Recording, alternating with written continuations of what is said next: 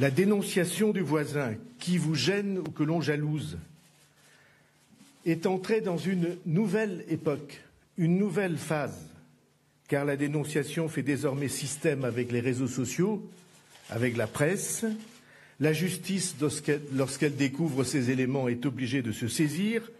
L'ouverture d'une enquête est dès lors présentée comme une pré-condamnation et la machine folle se met en route.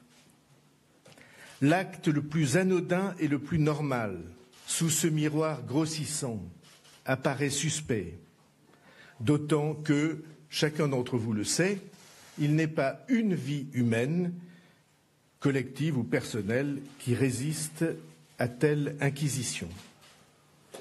À cette déferlante, la démocratie ne résistera pas.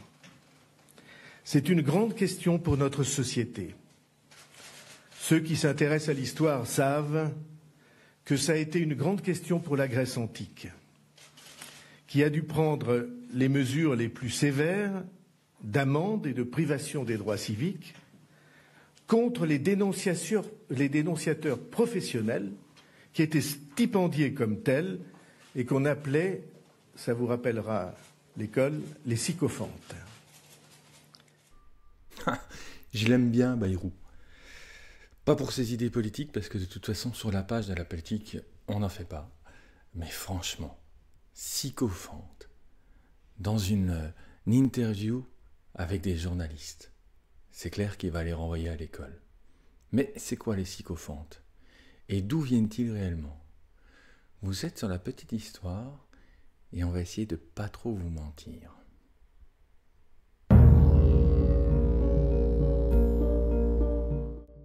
Alors, sycophante, on va s'intéresser d'abord à l'étymologie du mot. Sycophante, ça vient de sycon, qui veut dire la figue. Oui, la figue, le fruit. Et phainos, qui veut dire découvrir. Donc, nos sycophantes sont des découvreurs de figues. Pour l'instant, ça n'a pas trop de sens. En fait, ça vient de Solon. Donc, Solon, c'est un des grands créateurs de la démocratie athénienne. À son époque, il avait légiféré sur l'exportation des fruits. Et donc, il veillait à ce que les fruits ne partent pas tous à l'exportation et restent quand même dans la cité athénienne. Bien entendu, il y avait des figues qui étaient sacrées. Mais en l'occurrence, les autres figues classiques, à Athènes, on n'en manquait pas. Bien entendu, certains en faisaient le commerce sous le manteau. Et, bien entendu, comme l'a révélé un peu M. Bayrou, eh bien, il y avait des gens qui s'amusaient à les dénoncer. Et étant donné qu'il paraissait totalement absurde de dénoncer quelqu'un qui met sous le manteau une ou deux figues, eh bien, on les a appelés des sycophantes, des découvreurs de figues. Vous vous rendrez vite compte que, finalement, ce titre de sycophante n'a rien de vraiment glorieux. Maintenant, comment expliquer le rattachement entre la délation et le terme de sycophante, dont vous venez de comprendre qu'il n'était pas très glorieux? Eh bien, il faut savoir que dans la Grèce antique, il n'y a pas de ministère public. Les Grecs vont se réunir dans une assemblée constituante d'environ 6000 citoyens tirés au sort qu'on appelle l'élié.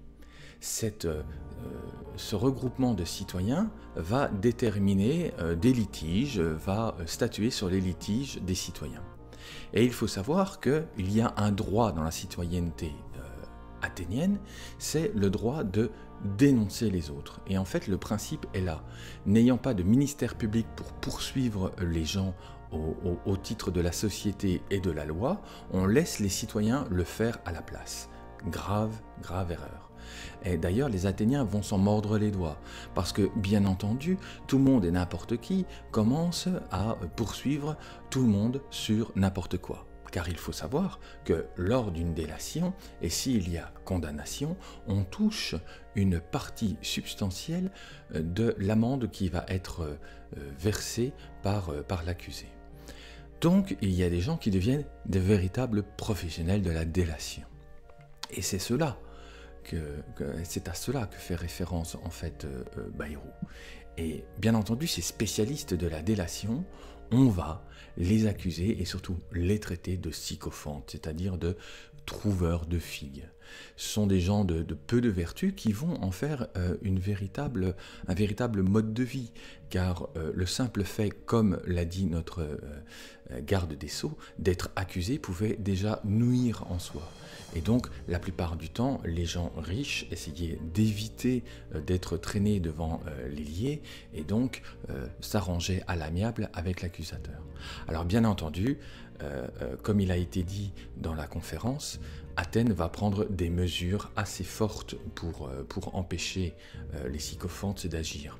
Notamment si l'accusation n'est pas assez suivie par les 6000 représentants, eh bien il y aura condamnation du sycophante en question. On va le priver de ses droits, ce qui est une privation grave pour un citoyen, et notamment du coup, eh bien, le priver de son droit à faire de la délation. Il est également soumis à une très très forte amende. Ce que je voudrais que vous compreniez, c'est que ce qui est intéressant en fait dans cet appel aux sycophantes qui a été fait par le garde des Sceaux, c'est que ce qui est a déjà toujours été dans la vie de l'humanité. Les sycophantes, c'était il y a 2500 ans. Et c'est en ça qu'il faut s'intéresser à l'histoire. Il faut s'intéresser à l'histoire pour ne pas reproduire les mêmes erreurs qu'avant. Et c'est pour ça que le garde des Sceaux y fait référence, et c'est pour ça que le garde des Sceaux parle des médias sociaux et de la possibilité que l'on a aujourd'hui à faire de la délation sur n'importe qui et sur n'importe quoi. Je ne parle pas ici du dossier qui touche le MoDem ou qui a pu toucher M. Fillon et la belle Pénélope, mais on se rend compte qu'en quelques mots, on peut détruire une personne aujourd'hui dans notre société, et ça c'est très grave et très dangereux. Nous sommes dans une société qui est, je n'ai pas peur de le dire aujourd'hui, décadente. Nous sommes sensiblement dans la situation de la Rome antique.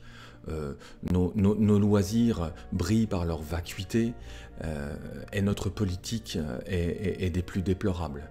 Et en ça, il faut s'inquiéter parce que ce sont ces choses-là qui ont poussé en fait la chute de l'Empire romain et qui pousseront un jour la chute de l'Empire occidental, parce qu'il ne faut pas hésiter à parler d'Empire occidental et de déclin d'Empire occidental. Voilà, j'espère que cette vidéo sur les sycophantes découvreurs de figues vous aura intéressé. Merci de cliquer sur j'aime, juste en dessous là, juste là. Hein. Vous cliquez sur j'aime si bien entendu cette vidéo vous a apporté quelque chose, vous a permis de débuter une réflexion. Si ce n'est pas le cas, n'hésitez pas à mettre des commentaires, ça m'aidera à progresser. Si vous avez des questions sur les sycophantes ou sur la Grèce antique et sur la démocratie, n'hésitez pas également à les mettre en commentaire, j'y répondrai autant que faire se peut.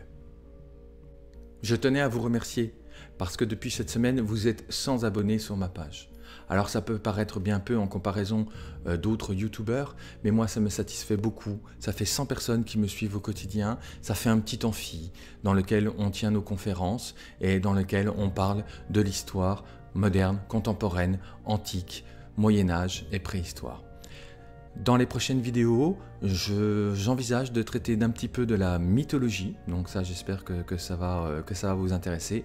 Et puis on va revenir aussi au fondement de la page, à savoir la préhistoire. J'avais promis depuis très longtemps que j'allais traiter un peu plus de préhistoire et surtout de paléoanthropologie, donc ce sera le cas dans les prochaines vidéos. Voilà, je vous souhaite à tous une bonne continuation, merci de me suivre, merci de me liker, et puis je vous dis à très bientôt. Allez, ciao les loulous, bye bye.